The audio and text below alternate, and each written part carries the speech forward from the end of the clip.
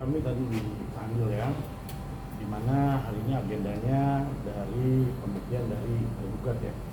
Ada bukti surat dari tergugat kurang lebih ada 20-an bukti yang sudah dilampirkan, dan juga tadi juga ada bukti saksi dari tergugat juga ya, yang sudah dihadirkan. Tetapi di minggu depan dari tergugat ini katanya ingin menambah saksi satu lagi ya.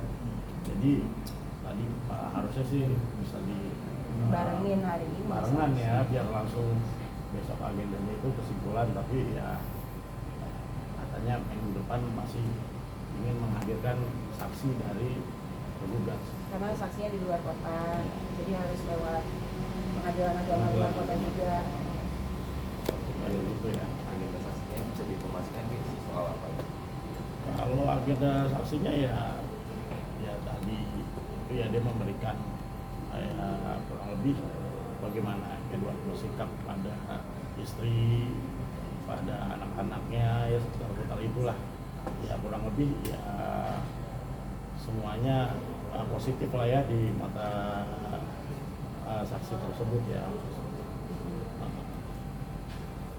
Sekali mungkin dari pernyataan saksi kaki sendiri seperti apa? Pernyataan saksi sebenarnya ya apa yang dia lihat aja sih selama ini, karena kan emang selain dari itu kan banyak yang nggak kelihatan gitu loh, banyak yang tidak diperlihatkan kepada teman-teman atau keluarganya, itu aja sih. Kemarin dari kuasa hukum Kaitwan sendiri nyampein kalau dia kangen untuk merawat anak-anaknya sendiri.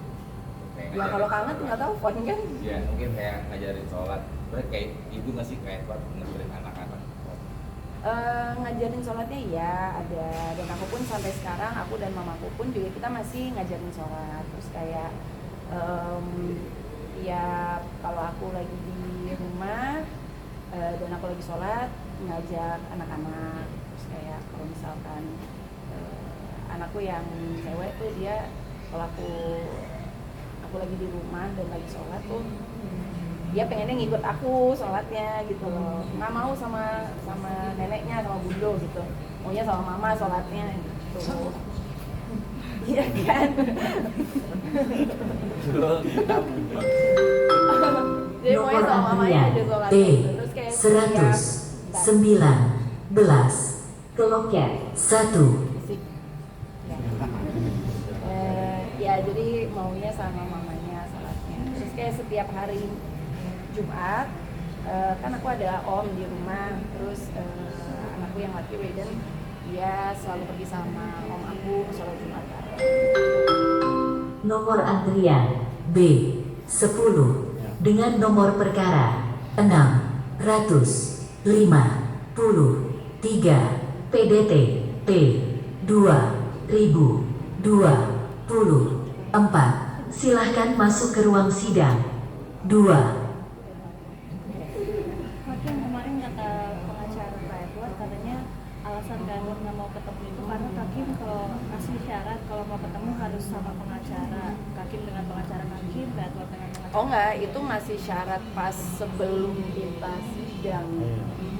Dia ngajak aku ketemuan. Aku kan udah trauma ya sebenarnya ketemu sama dia sendirian. Dia mintanya aku ketemu sama dia sendirian, aku nggak mau. Aku bilang kalau mau ketemuan, oke, ayo boleh ketemuan sebelum sidang gitu loh, supaya kita nggak ada semua ini gitu loh, kita nggak usah buka-bukaan aib lah, nggak usah saling menjelekkan segala macam, kita ngobrol, oke, ayo gitu. Kita dateng, aku sama Bang Maci udah datang di tempat, dianya nggak datang akhirnya. Oh, berarti udah sempat buat janjian ketemu gitu ya? Udah.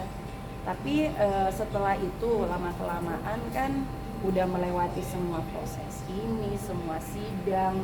Terus kayak lo lama-kelamaan kayak kelihatan kayak mana peduli lo sama anak-anak tuh mana gitu. Jadi aku pun juga ada fear seperti Atta Larisha dan Sania Marwa. aku ada fear kayak gitu juga jadinya, karena dia tidak show kepeduliannya dan malah bikin aku yang selama ini aku ngelihat iya dia sebagai bapak, dia care sama anak-anaknya, tapi kok sekarang kita pisah, yang aku mengharapkan yo dong lo peduli dong sama anak-anak lo, yang aku yang hope kayak gitu kok nggak ada, kontak Nomor itu nggak ada antrian sama sekali.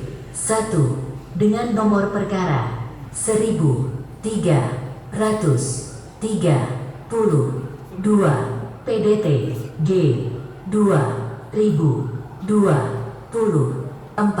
Silahkan masuk ke ruang sidang 3. Jadi yang potong gambarnya. Jadi yang aku yang aku harapkan, yang aku pikir tuh oke, kalau lo bapak yang emang segitu sayangnya cintanya sama anak-anak lo, apapun akan lo lakukan supaya lo bisa ketemu sama mereka, lo tetap ada hadir untuk mereka, ya kan? Kalau aku sebagai ibu sih gitu ya, mau let's say kita di switch nih anak-anak sama dia nih, aku pasti akan mencoba untuk ngekontak terus, ayo gue mau ketemu sama anak-anak gue, walaupun aku takut sama dia, walaupun aku takut mungkin ya let's say aku sih ngelihatnya sekarang dia takut sama keluarga aku, let's say aku takut sama keluarganya dia, padahal sekarang sih aku baik-baik, alhamdulillah baik-baik aja hubungannya sama keluarga dia.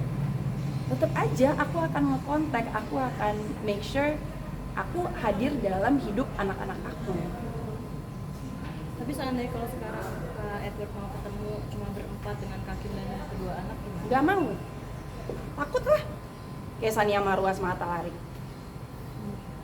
Berarti Kakim tetap kalau mau ketemu harus dengan keluarga atau? Harus ada keluarga, dia datang ke rumah aku sendirian doang, nggak boleh bawa orang lain, dan ada orang yang ngeliatin kita, semua harus make sure semua safe. Kenapa sampai setrauma itu sih? Karena ya banyak hal yang pokoknya selama aku menikah 5,5 tahun sama dia, banyak hal yang bikin aku trauma sama dia, bikin aku takut sama dia.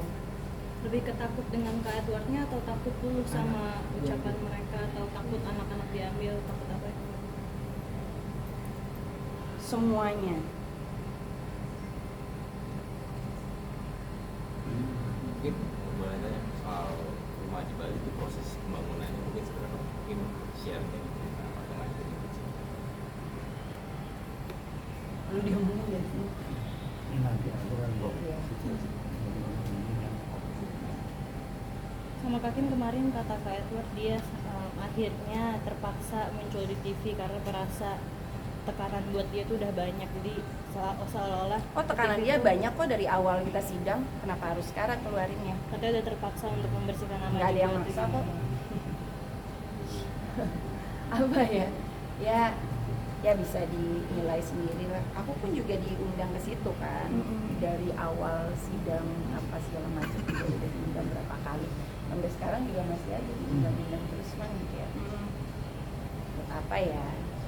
Kalau di sini kan aku ngobrol sama kalian, memang kalian show up. Emang ini kerjaan kalian. Ya udahlah ya, kita udah kayak temenan ya selama ini ya. Ya udahlah ya. Cuman kalau aku datang ke acara kayak gitu kan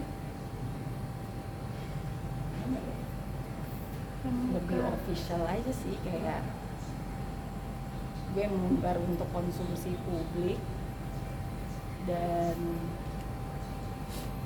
apa ya, gue juga dibayar.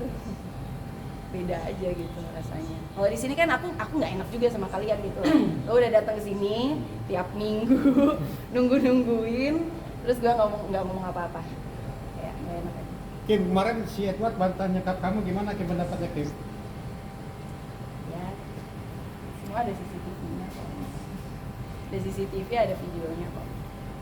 Malah Kak Edward kayak seolah-olah Kakim yang jorokin anak, itu ada buktinya yang Kak Edward positif. Ya, itu kan bukti-bukti semua kan sudah kita lampirkan ke majelis hakim ya. Biarkan nanti majelis hakim yang menilai dan menelaah. Nanti di dalam putusan juga kan nanti ada pertimbangannya semua.